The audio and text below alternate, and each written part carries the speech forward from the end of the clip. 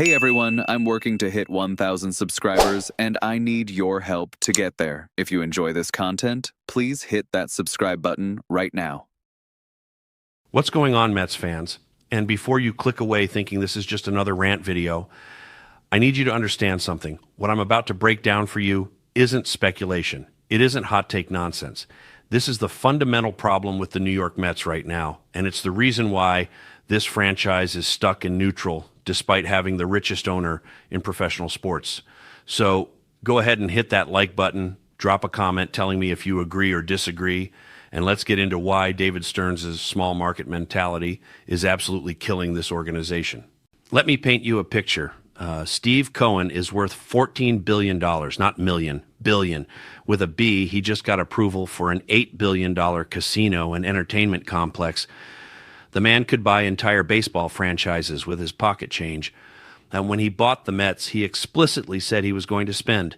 He told the fans that the days of being outbid by other teams were over. He promised that the Mets would compete with the Yankees and Dodgers for every major free agent. He sold a vision of the Mets as a dominant, aggressive, championship-caliber organization that wouldn't settle for mediocrity. And Mets fans believed him. They had every reason to believe him. Now, fast forward to December 2025. The Mets just lost Pete Alonso without making him a contract offer. They lost Edwin Diaz to the Dodgers over what amounts to pocket change for Steve Cohen. They traded Brandon Nimmo. They're bringing back Jorge Polanco on an overpriced deal as some kind of consolation prize. The roster is getting worse, not better.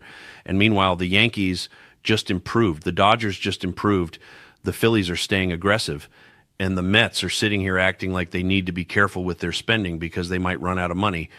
It's absolutely insane. And at the center of all of this dysfunction is David Stearns and his small market mentality. Now, I want to be very clear about something. David Stearns is not a bad baseball executive. He's not incompetent. He built winning teams in Milwaukee on limited budgets. He made smart trades. He developed talent. He maximized every dollar he had available in Milwaukee with those constraints. He was exceptional at his job. The problem is that he's not in Milwaukee anymore. He's in New York, and he's still operating like he's working with $30 million instead of $300 million. This is what drives me crazy. Stearns keeps talking about market inefficiencies and value and not overpaying for players. He talks about building sustainable success and not mortgaging the future. He uses all these buzzwords that sound smart and analytical and thoughtful. But what he's actually doing is wasting Steve Cohen's money by refusing to spend it. He's taking the single biggest competitive advantage the Mets have, which is unlimited financial resources, and neutralizing it with conservative decision-making that would make sense for the Rays, but makes zero sense for the Mets. Let's talk specifically about Pete Alonso. Stearns didn't want to pay him because he thinks first basemen are overvalued in free agency. He thinks you can find power production cheaper elsewhere. He thinks allocating $150 million to one player at that position is bad resource management. And you know what? In a vacuum, with a limited budget, maybe he's right. Maybe if you only have $200 million total to spend on your entire roster, you can't tie up that much in one player. But the Mets don't have that problem. Steve Cohen has infinite money. The salary cap doesn't exist in baseball. So why are we pretending like we need to make these kinds of choices? Here's what Stearns doesn't understand. In New York, you can pay Pete Alonso and still have money for everyone else. You can keep your homegrown star and add more stars in free agency. You don't have to choose between keeping Pete and upgrading the rotation. You can do both. And that's the entire point of having Steve Cohen as your owner. But Stearns can't get out of his own way. His brain is hardwired from years in Milwaukee to always be looking for the cheaper option, the more efficient allocation, the smarter play that saves money. Except we don't need to save money. The Edwin Diaz situation is even more ridiculous. The Dodgers gave him 3 years and $51 million. That's it. That's the deal that took one of the best closers in baseball away from the Mets. Steve Cohen spends that much on art. He probably has individual bottles of wine that cost more than Diaz's annual salary, and yet the Mets couldn't match that offer. They couldn't even get in the room with him to make a competitive bid. Why?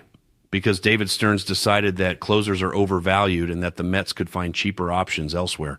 And this is the pattern. Every single decision Stearns makes is filtered through this small market lens.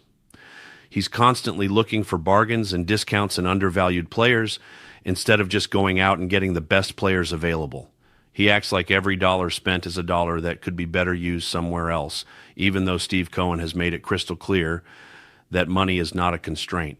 It's like having a blank check and choosing to shop at the dollar store because you're convinced that's where the smart money goes. Now, I know what some of you are thinking. You're thinking, well, maybe Stearns is trying to build something sustainable. Maybe he's thinking long-term instead of just trying to win now. Maybe he doesn't want to end up with a bunch of bad contracts that hamstring the team down the road. And to that, I say, look around the league. Look at what the Dodgers are doing. They're signing everyone. They're aggressive in every market. They're not worried about sustainability because they know that with unlimited resources, you can always fix your mistakes. If a contract doesn't work out, you can trade the player and eat the money. If you need to pivot, you can pivot. That's the luxury of being rich. The Mets could operate the exact same way. They could be aggressive and dominant and overwhelming. They could make every other team in the league feel like they're competing with a financial juggernaut. Instead, they're being cautious and conservative and timid. They're acting like they're the Brewers or the Rays or the Athletics, teams that have to be smart because they don't have the resources to make mistakes. But the Mets aren't those teams. The Mets are supposed to be the team that everyone else is afraid of because they can outspend anyone for anyone. And here's what really gets me. Stearns keeps getting praised by the media for being thoughtful and analytical. People keep saying he's playing the long game. They keep insisting that he has a plan and that fans just need to be patient. But I've seen this movie before. I watched the Wilpons run this team into the ground with the exact same excuses. I watched them talk about fiscal responsibility and sustainable success while the Yankees were winning championships. And now, even with an owner who's willing to spend, we're right back in the same place because the guy making the decisions is too conservative to take advantage of what we have. You want to know what the most frustrating part of all this is? Steve Cohen knows he's not getting what he paid for. He apologized to the fans after last season. He promised changes. He said the right things about being aggressive this offseason. But David Stearns isn't listening. Stearns is out here doing his own thing, operating by his own rules, convinced that his way is the right way, even though it's clearly not working.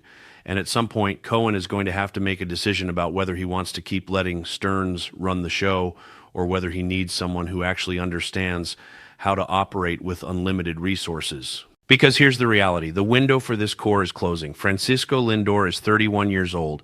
The farm system isn't producing impact players fast enough to sustain long-term success. The division is brutal with the Braves and Phillies both loaded with talent. The Mets needed to be aggressive this offseason. They needed to add pieces, not subtract them. They needed to show the fan base and the rest of the league that they're serious about competing for championships.